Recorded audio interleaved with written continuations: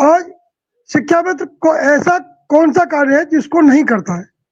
शिक्षा मित्र बीएलओ है, शिक्षा मित्र बाल गणना कराता है, शिक्षा मित्र विद्यालय में पढ़ाता है, इसके साथ साथ जो भी ऑनलाइन कांड विद्यालय के होते हैं उनको भी करता है। अभी चल रहा है विद्यालयों में कि जो सत्र परीक्षाएं हुई हैं या जो भी विगत परीक्षाएं हुई हैं वो भी ऑनलाइन पोर्टल पर चढ़ेंगी, बच्चों के प्राप्तांक उसमें लिखे जाएंगे, वो भी शिक्षा मित्रों को करने। और ऑनलाइन बच्चों का डाटा जाता है मिड डे मील का, वो भी ऑनलाइन शिक्षा मित्रों द्वारा किया जाता है। तो ऐसा ऑनलाइन हाजिरी जाती है बच्चों की, वो भी शिक्षा मित्रों द्वारा की जाती है। तो ऐसा कौन सा काम बचा है जिसे शिक्षा मित्र नहीं करते? शिक्षा मित्र स्नातक है, बीटीसी है, टेट पास है, तो ऐसी क्या मजबूरी है सरकार की कि शिक्षा मित्र और अनुदेशकों के बारे में सरकार सोचने को तत्पर नहीं है? क्यों सरकार, यदि आप हमें कुछ देना चाहते हैं, एक कहावत है, का बरसा जब कृषि सुखाने।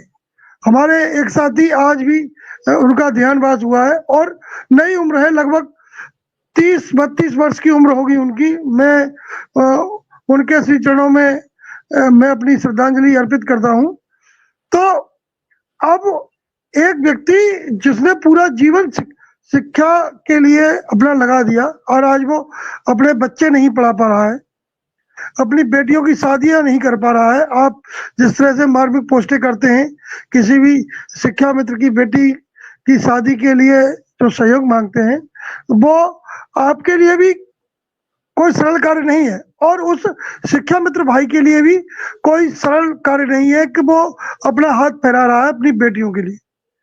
तो हमारे साथ इतना दुर्व्यवहार है, उस पर सरकार क्यों चिंतित नहीं है? यदि आप कुछ देना चाहते हैं तो आज शीघ्र हमें दे दीजिए, जिससे हमें कुछ संतोष हो। हमारे साथी आज लगभग 40 से 45% लोग जो शुगर और बीपी के शिकार हैं, क्योंकि अवसाद में पूरा दिन चला जाता है कि कैसे रहेगा, क्या खाएंगे, कैसे बेटियों की शादी होगी, कैसे बच्चों की पढ़ाई होगी।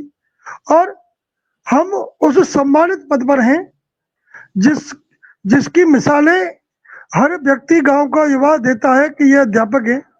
तो हमारे कार्य भी उस जैसे नहीं हो सकते कि हम कोई भी ऐरा गैरा कुछ भी करके अपनी प्रतिभा और शिक्षक की प्रतिमा को धूमिल कर सकें। तो ऐसी स्थिति में सरकार को विचार करना चाहिए। हम जिस प्राथमिक विद्यालय में पढ़ाते हैं वो बेसिक का विद्यालय है, उसमें बेसिक के शिक्षक हैं और बेसिक के ही हम हैं, तो हमारे साथ इतना इतना इतना छोटा व्यवहार क्यों किया जा रहा है, इतना असंवेदनशील व्यवहार क्यों किया जा रहा है? सरकार को इस पर विचार करना चाहिए।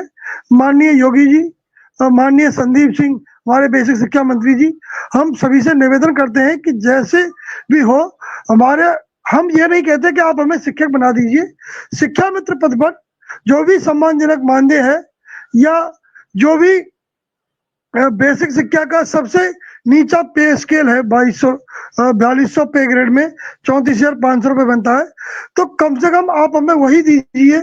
34,500 भी यदि आप नहीं दे सकते तो उससे कम भी 30,000 दे दीजिए, हम आपसे ज्यादा नहीं मांग रहे हैं। एक शिक्षक की आज एक सैलरी लगभग कम से कम 60,000 के आसपास है, तो हम केवल 50% वेतन की मांग कर रहे हैं, जिससे हमारा परिवार पल जाए, हमारे बच्चे पढ़ जाए, हमारी बेटियों की शादियां हो जाएं, हमारे बेटे किसी अच्छे पद पर चले जाए। तो इतना तो सरकार को अवश्य ध्यान रखना चाहिए। कभी कभी ऐसा होता है कि किसी कर्तव्यवश किसी व्यक्ति से हम नफरत करते हैं तो वो भी धीरे धीरे सब निकल जाती है। यदि कुछ त्रुटियां हमारी नहीं है तो हम उनके लिए क्षमा प्रार्थी हैं, लेकिन हमारे बच्चों को तो मरने से बचा लीजिए, हमारे परिवारों को अनाथ होने से तो बचा लीजिए सर। बस मैं तो इतना कहना चाहता हूँ जी। जी सर। चलिए, बात आप ठीक कह रहे हैं और अपनी बात आपने की वही चीज है कि हर आदमी अब ये चाहता है कि बहुत हो गया है और बहुत के साथ साथ अब इस चीज को अंतिम स्तर तक कैसे पहुंचाया जाए, बात ये फंसी है। बात अब ये नहीं बची है कि कुछ भी रह गया, कुछ भी बच गया है।